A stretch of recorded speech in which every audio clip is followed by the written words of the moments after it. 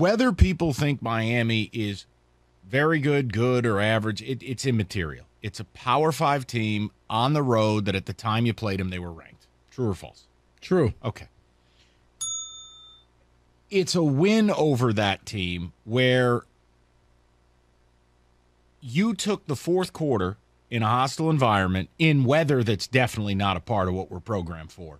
Where you're into the deep water. Right. You're supposed to fade, and MSU blew their doors off. Right. Win by 21. So, look, I don't want to turn this into a street fight. You know, David and I had a very passionate conversation earlier. Not like that. It was more, look, I want to talk Spartan football, and I want to do it independently of Michigan. I don't really care. Like, Michigan played a collection of homeless people this weekend. It doesn't matter to me. But if you guys don't respond, that's on you. We are hopeful to get confirmation of Mel Tucker joining our show here tomorrow. And I mean Rico Haller over here. Rico is working on getting Coach Tucker for tomorrow. The point I'm making is it's been a few years since MSU has had a win like that. And it was a very D'Antonio-esque win in that they went in as touchdown underdogs. And it never felt like they didn't belong on that field. And by the end of the game, there was no question to who the superior team was. Now, I mean, Rico, watching the game, I think the most impressive thing is that the balance you saw against Northwestern and Youngstown State, you saw it against Miami. Going to go out and going to throw for damn near 250 yards, and then we're going to go out and run for 200. Mm-hmm. That's big. That's balance in a big game. And at the end of the game, you got to pick your poison. Because in the fourth quarter, we're going to, whichever way you lean, we're going to go the other way. Look, King did not run around and hurt us. Miami's running game was null and void. That's big time considering a couple of states' better interior guys were banged up and barely played or didn't play. I'd have to go back and look at the participation chart. But when you look at it, I think this is what I like the best. And it's something I used to get mad at Mark for. But it's clear Tuck is different. I mean, he showed up in a steal your girl mode. He wore shorts.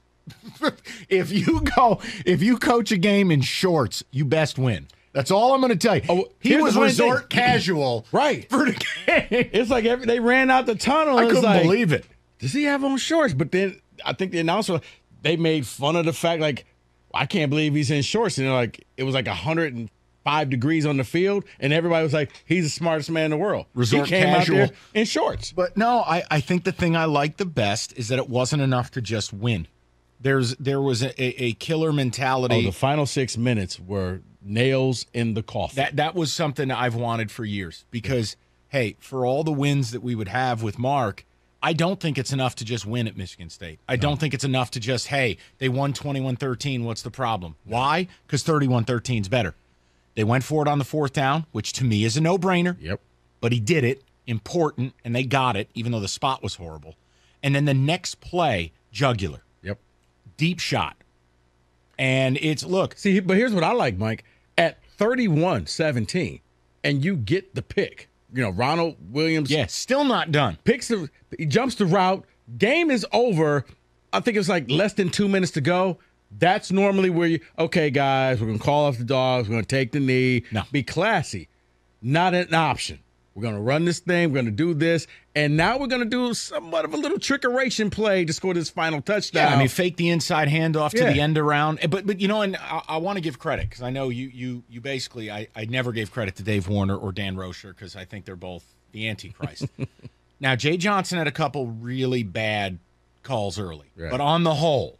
He fell into the run, pass thing for a couple. He did, but on the whole, the game plan and the adjustment was phenomenal because it was all misdirection. It was using Miami's aggressiveness against them. Miami will get out of their gaps. They will over-pursue. And what you saw from MSU, it was this, they were continuing to, like, find new plays. Mm-hmm. Oh, here's a new page in the book. Everything had counteraction, misdirection, eye candy. It was really encouraging. And on top of that, I like Jay Johnson because he has done something. He turned Connor Haywood into a viable option because Hayward was getting close to being one of those hated players that you hate on your own team. Guilty. And you just can't wait for him to graduate. And Guilty. all of a sudden, he has a role on this team. He's a tiny tight end, okay? He's an H-back. He's not 6'5" Gronk-like, but you know what? On third down, when you're looking in the backfield or you're looking at Naylor or Reed, and he just kind of sneaks in there, gets the first down, gets ahead of steam, picks up extra yards. Or you put him in on a block, and on the final touchdown, he takes out 2 Hurricanes, and Reed just waltzes into the end zone. Oh, by the way, functioning screen game, something we haven't seen in East Lansing in basically 5 years. So, look, the bigger picture of it is this, and this is the difference, and some of you will be like, hey, wait a minute, you're not excited enough. No, I'm plenty excited, but Saturday was a long time ago now. Now, he was so excited. He was dialed in. He was focused. Locked in. We had a couple of really good conversations. Right. It was very good. I thought I had texted Mel Tucker for a second. Mike was like, no, next game. That's all we're talking about. No, we're on to Cincinnati. No, I'm on to Nebraska now. But I'm like, sorry, Tuck. No, didn't but mean it's to text you. It's a big win for a program that's getting up off the mat. It's not about anybody else. It's about the program Mel took over, and it's about what the program needs to do. Look, go out and look at whatever program you root for and find road-ranked non-conference wins. They're hard to come by, namely because most people don't even play those games. It's a big win for a program that needed some credibility, some good vibes, but now the challenge is everyone's going to tell you how sweet you are, right? It's Nick Saban's rat poison. Now you got to be able to handle success. But I think the rebuild clearly is ahead of schedule. I didn't imagine 3-0. And I didn't imagine dropping a bomb on Miami. Now, again, Miami's not the number 12 team in America like they started the season. That's fine. MSU went down there and had a better rushing day than Alabama had. MSU went on the road and didn't just beat them. They took their lunch. Yeah. And then in the fourth quarter, when you're supposed to hang on for dear life, MSU destroyed them. How about, they kind of out Miami.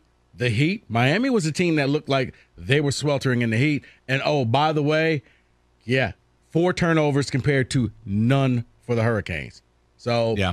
And look, here's the biggest thing, and I never like getting too far with this because I don't like becoming what I hate. I mean, it's clear Kenneth Walker's pretty special. Now, where and who you want to compare him to, I'll leave that to you guys. Bottom line is they've got one of the better backs in the Big Ten, and he's one of the better backs in America. But what I'm most encouraged by is Peytonthorne. Look, if you can get a guy to take over your starting gig who's got multiple years left, that's a huge win. And in the preseason, he was in a tight battle with Anthony Russo, which I told you is not a good sign. Because if Anthony Russo started, I didn't think we'd make a bowl game. I don't like Anthony Russo. It's not personal. I watched enough of him at Temple. Peytonthorne has simply come in and guided an offense that's basically been good for 40 a game, total balance, attacking people in the air, and doing it on the road. And look, in that fourth quarter, there were a couple things, Rico. He had a scramble that was money. Yeah. That was a big decision, had to get out, be decisive, make it happen. But then he threw a dime on a third down where a field goal's not going to be great. He threw that dime in between the safety and corner to Jaden Reed. And then it was the deep shot. Because when he threw the dime, honestly, I thought he got picked because it was so quick and like, did that happen? No, David's head is going to explode. What happened? David's not happy. Oh, I'm not happy. You got to let it go, David. Here's the thing. Let it go. And by the way, Peytonthorne, co-Big Ten Player of the Week. 261 yards, 4 touchdowns, no interceptions. Had command of the game. He did, and especially in that going for it on fourth down, right, and then coming right back with the double move to Naylor. That's I got to give Jay Johnson credit and just the play call because most coaches, I'm thinking now they're just going to try and eat as much clock. Please don't turn it over to Coughlin. I don't trust him. That's right. And you know what's better than that? How about we score a touchdown? And you know what's better than that? Let's score 2 more on top of that. No, it's huge, and Spartan fans should be filled with some hope, and I'm not going to get carried away. That's funny. What? Spartan fans aren't saying anything. They're not, hope, please. They're not talking. They don't speak. David, what do you want? You know what? I've told you, Spartan fans are the baseball team fans' equivalent of throwing a no-hitter. While it's going on, they don't want to jinx it. They don't say anything. they'll just sit back and don't talk to the pitcher, don't look at him. I told you before, I thought if they go to Miami, that could be the Iowa game from 2013. The one you go on the road in an environment that's normally not conducive to the visiting team, and they pulled off that victory, and then that's when all of a sudden the swagger starts kicking in. And it's kind of the day you found your QB. Yeah. I mean, I feel like, okay, that was look. the day we figured out Connor Cook is the guy. And he had multiple years left. And I don't know what Peytonthorne will end up being, but look, he's got a QBR in the top 10 in the nation. He's the top-ranked QB in the Big Ten. And I know stats aren't always the end-all, be-all, but you're getting a body of work where you're approaching 100 attempts. He's giving you the same performance. And to go on the road against a Power 5 team, to go on the road against, at the time, a ranked team, and to perform that way, yes, I think Spartan fans are allowed to feel good about that. Yes, I think we know more about our quarterback than the school down the road. Yes, because you can't fake it. You either do it, have done it, know what you've been capable of, or you haven't. I think it's a huge win that at least MSU is showing they can get up off the mat, and yes, it changes expectations for me. Now 6-6 won't be good enough. Right. Now I need 7 or 8 because you start out 3-0, and I'm going to be honest, Indiana's come down off the pedestal a little bit, which I thought they do, but now I'm seeing it. Nebraska is going to be a challenge. It's going to be a pain in the ass because I thought they've played a lot better than week 1. They lost to Big Bird. But now MSU's got to do something that's very difficult. They have to show they can handle success. Everybody's telling them how sweet they are. Not just success, Mike, but you got to handle success under the lights. Right. Because now everybody's going to be hyped up. They're going to stripe the stadium. Everybody, as you say, telling you you're now ranked. You're great. You got players of the week. You know, you got our Robert Griffith III saying, hey, if I had to vote, I would put Kenneth Walker in my Heisman vote. So you're getting a whole lot of praise. Can you handle the success? Now, that was the one thing that D'Antonio could do in the heyday. And he changed it. He changed the MO of SOS into it used to be a guaranteed they beat Michigan, they lose the next game. And it was like, no. We beat Michigan, and we stay focused, and we keep this thing going. I'll be interested. And for Tucker, he's like, hey, we drug him out into the deep water, and they planned for Miami all summer long. And you could kind of tell. And you got to props to the coordinators, to the nutritionists who had those guys. No cramping, no nothing. I saw one. What was it? Jacob Slade was down on the ground for 5 seconds. Yeah. Other than that, they looked like a really well-conditioned team that I was shocked they pulled away in the fourth quarter. So I just wanted to win the game.